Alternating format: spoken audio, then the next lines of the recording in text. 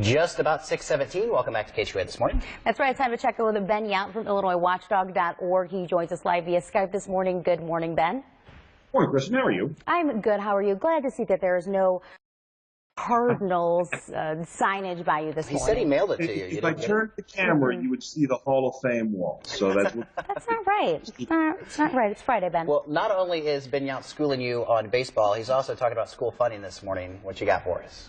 Yeah, lawmakers are talking about changing how, which would then change how much the state pays for public education. The plan up for consideration would make need the big driver in school funding. Right now, there's a formula about 9 different things, and it spreads the money around. This new plan would say, all right, one big pile, and need would determine where 90% of that cash goes. The problem, there are winners and there are losers. Downstate, being the big loser, Chicago suburbs would get crushed. The city of Chicago is being called a loser, but it's losing just 2% of its funding. Still going to get on track to get more than $1 billion in state aid. So Chicago schools, not bad. Downstate schools doing pretty well. Okay, anything specific on some of the downstate schools? Well, Quincy is one of the big winners. Under the new formula released by the State Board of Education, Quincy Public Schools would get an extra $4.9 million from the state.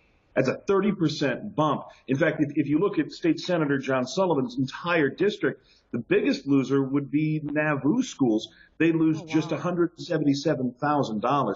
So when you look at the schools, it is schools in smaller communities without huge property tax bases that would be the big winners under this formula.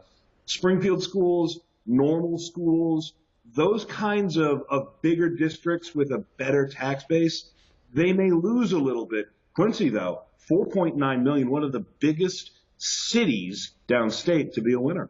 Very nice. Now, what has to happen for this to actually work?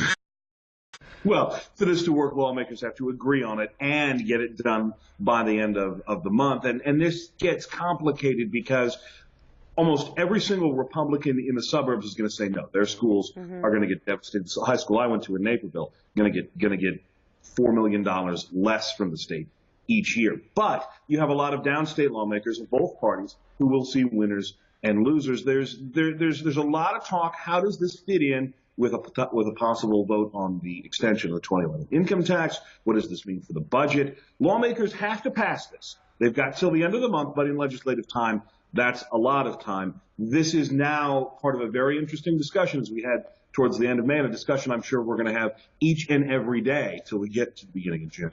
Well, we will definitely keep our eyes on that. If you want to learn more, you can find it at IllinoisWatchdog.org. Thank you, Ben. Bye, Ben. Thanks so much. Have fun, guys.